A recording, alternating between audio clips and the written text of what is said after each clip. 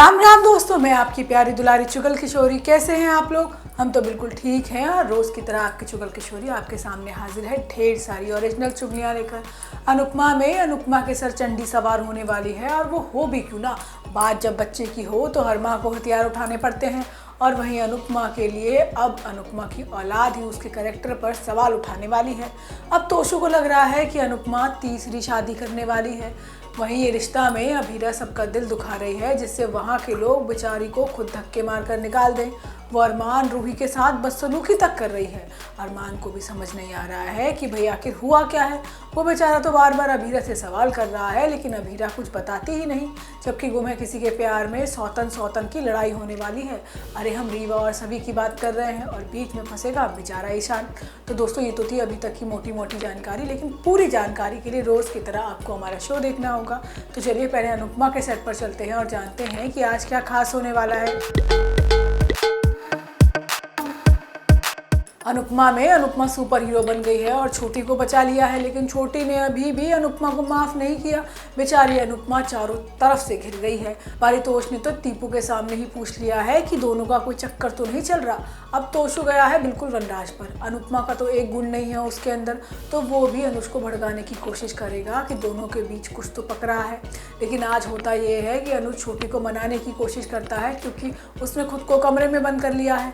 अब अनुज उससे बात करने की कोशिश करता है, लेकिन वो दरवाज़ा ही खोलने को तैयार नहीं है। अब अनुज को पता लगेगा कि छोटी तो जैसे तैसे खिड़की तोड़कर भाग गई है। अब बेचैन होकर अनुज पहले श्रुति और फिर अनुपमा को फ़ोन करेगा। अब छोटी के गायब होने के बाद पता चलते ही अनुपमा अपनी बेटी की तलाश में किंजल के घर से निकल जाएगी। अब अनुज भी उसे जगह जगह तलाश करेगा।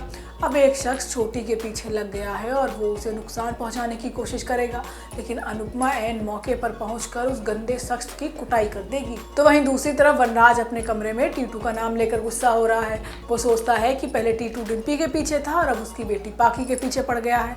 अब काव्या उसे समझाती है कि भाई टीटू कोई लालची इंसान नहीं है। इसके बाद काव्या टीटू से बात करने जाती है और पूछती है कि भाई आगे का क्या करना है। अब इस दौरान टीटू बताता है कि वो डिम्पी से शादी करने के लिए तैयार है और वो शाह हाउस में घर जमाई बनकर भी रह लेगा।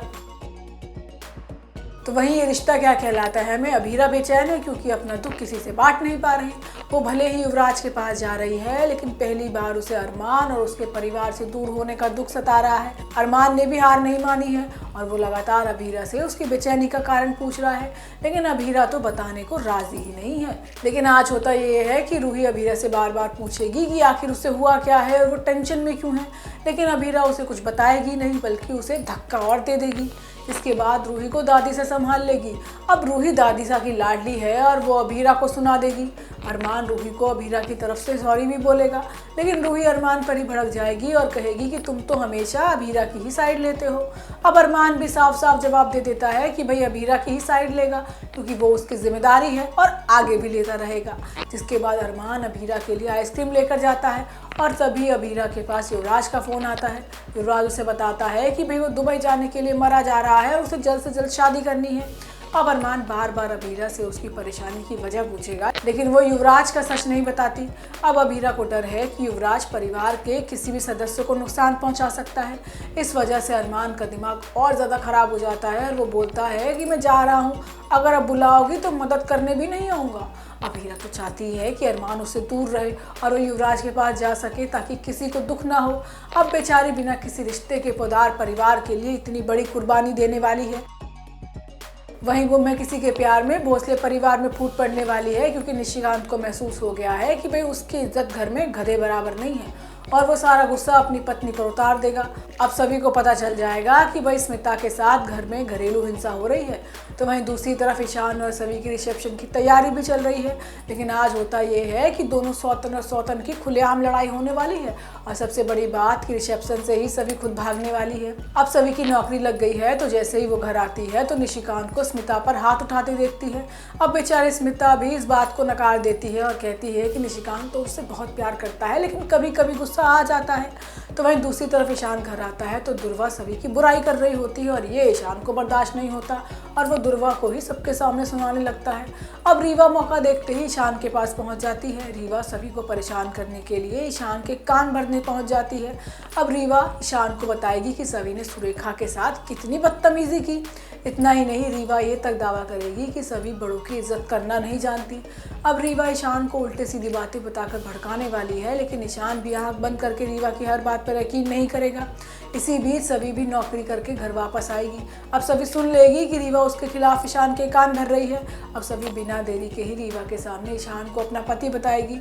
इतना ही नहीं, सभी रीवा को घर तोड़ने वाली तक कह देगी। अब जल्द ही भोसले हाउस के लोगों को पता चलेगा कि सभी ने नौकरी करना शुरू कर दिया है। अब ये बात जानकर सुरेखा भड़क जाएगी। सुरेखा एक बार फिर सभी को जलील करेगी, लेकिन इस बार ईशान सभी का पूरा साथ देगा। तो दोस्तों, ये तो थी आज के तीनों सीरियल की पूरी जानकारी। आपको हमारा शो कैसा लगा हमें लाइक कमेंट करके जरूर बताइएगा। और अगर आपने हमारे चैनल को सब्सक्राइब नहीं किया है तो याद से वो भी कर लीजिएगा। हम आपसे फिर मिलने आएंगे इसी समय पर नई जानकारी के साथ। राम राम।